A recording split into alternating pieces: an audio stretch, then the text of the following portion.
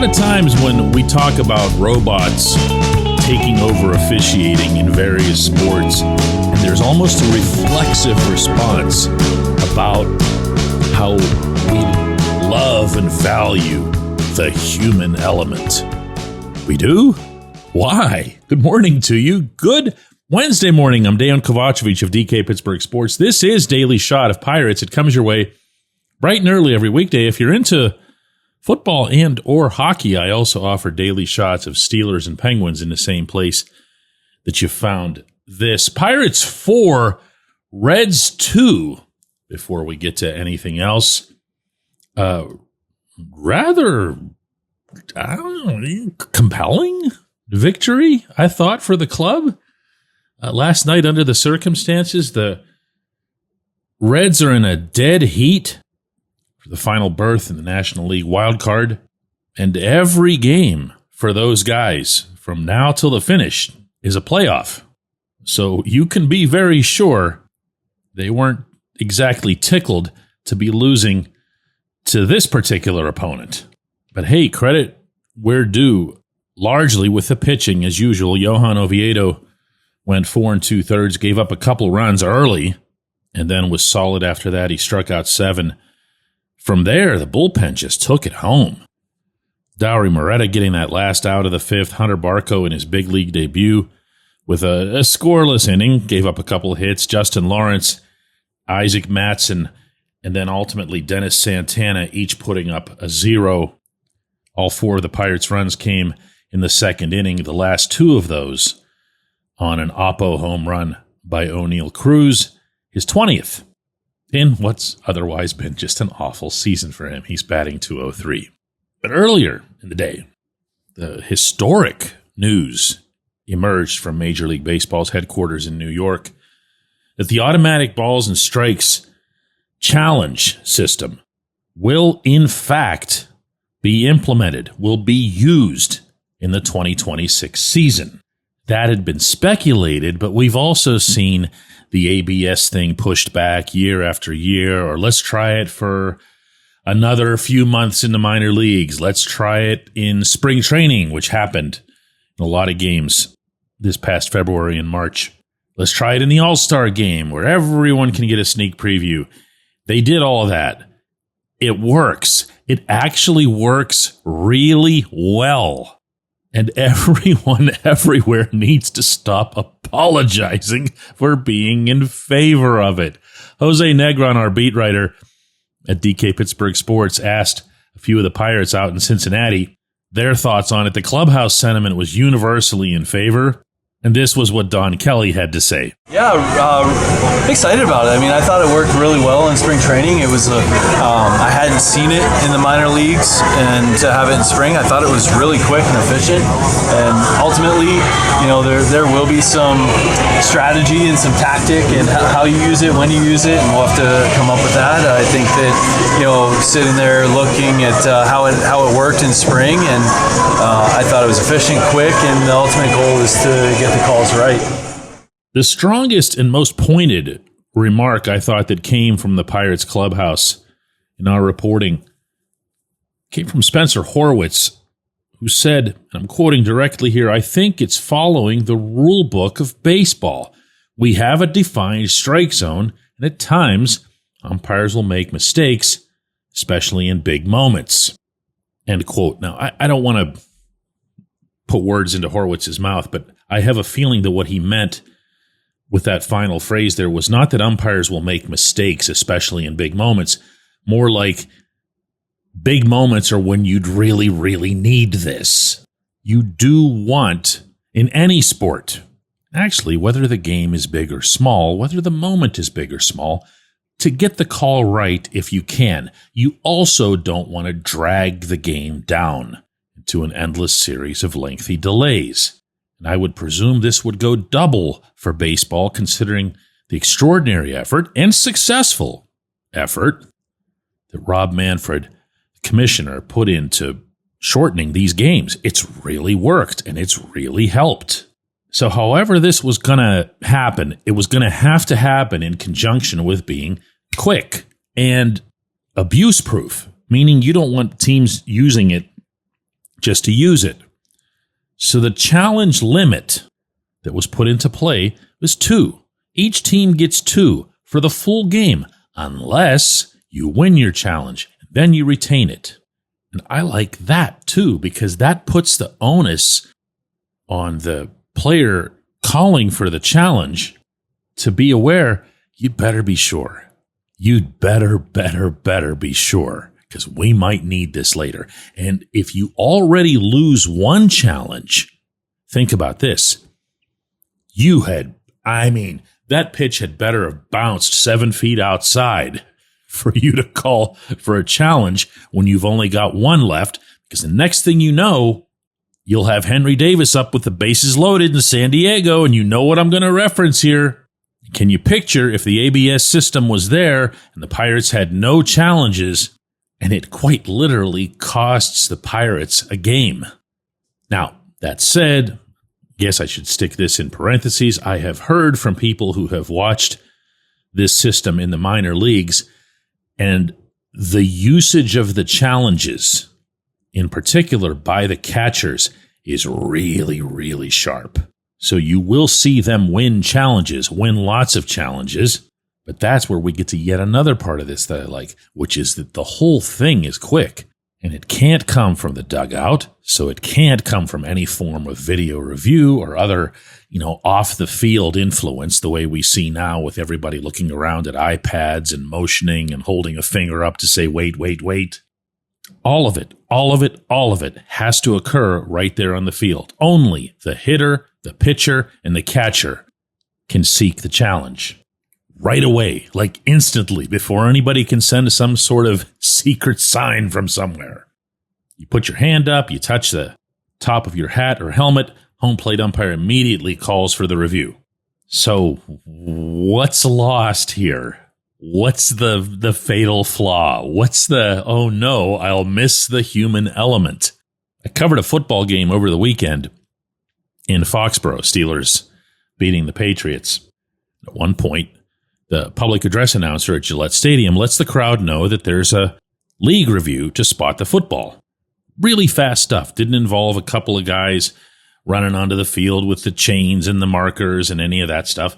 They see exactly where the ball should be through technical means, and they place it there. It's more accurate. Nobody complains. I didn't hear the crowd boo or groan. Super fast.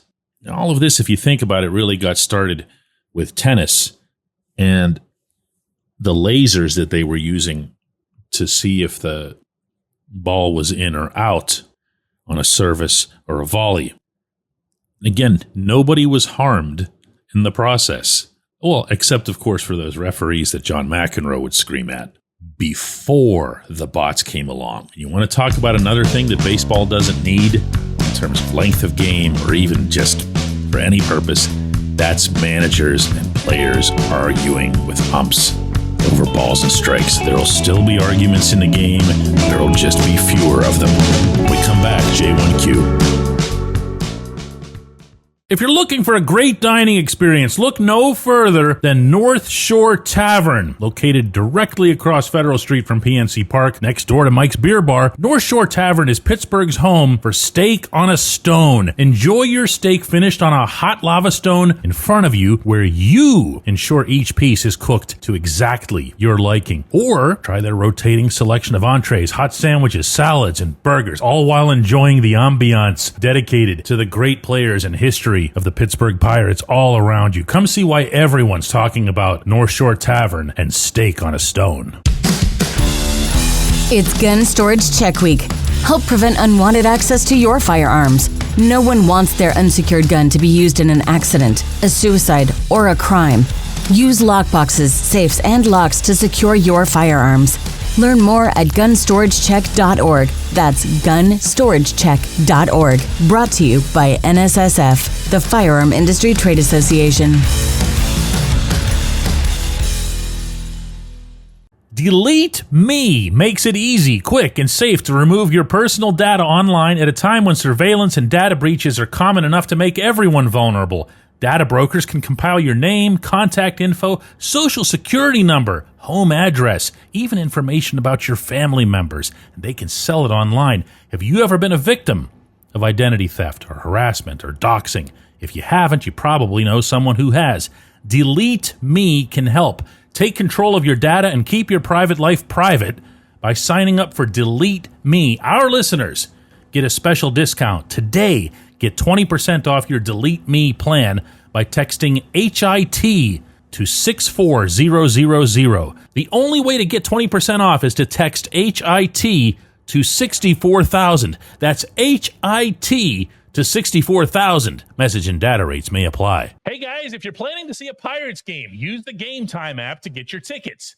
You can snag new ticket deals before anyone if you set it into app alerts. The app is easy to use, no surprise fees at checkout. You can see your seat view before buying, and you're getting legit tickets delivered on time. Now, if you're not much of a planner, you can get last-minute deals on tickets right up to the start of the event. Lowest price guarantee, or Game Time will credit you 110% of the difference. Download the Game Time app and enter the code DKPirates in your app profile for $20 off your first purchase.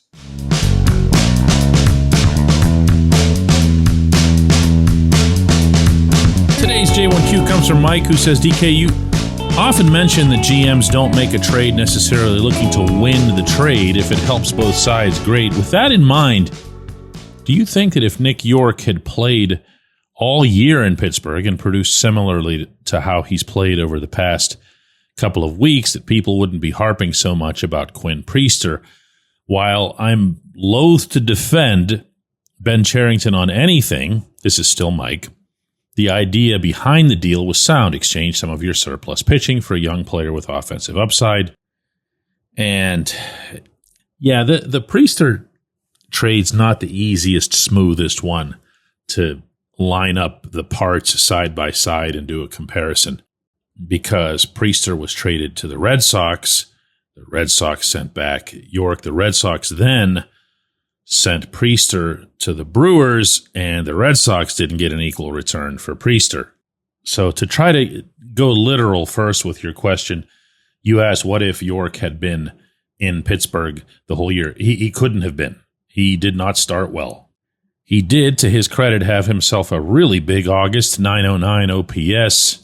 Led the International League that month in hits and doubles, had the third highest batting average, 358, and that was what got him the call-up. But to project that he'd be hitting like that, or even close to that, in Pittsburgh over 6 months flies in the face of what he did at a much lower level. Also, though he had himself a nice little game last night with a couple of hits and 4 at-bats, had an RBI. Since he's been up, he's batting .241 with 1 home run and 3 doubles in 56 plate appearances. So I can see from the timestamp of when you put this up on the DK Pittsburgh Sports app that it was right after he had his couple of hits last night in Cincinnati. But I'm very comfortable putting the great big kibosh on comparing his value to that of Priester, a 25-year-old starting pitcher who's now 13-2 with a 3.25 ERA, a 1.21 WHIP, and who's logged 152 innings over 23 starts. These are not comparable assets. Whether it would have quelled this or that, to me, is irrelevant. I don't know that anything would quell how people feel about Cherington. There's always the broader context to be considered. And I want to throw this out there, too. At the risk of sounding like I'm, trying to bury York, the main reason he's never gotten these juices flowing is that there's just been no real pop to his bat.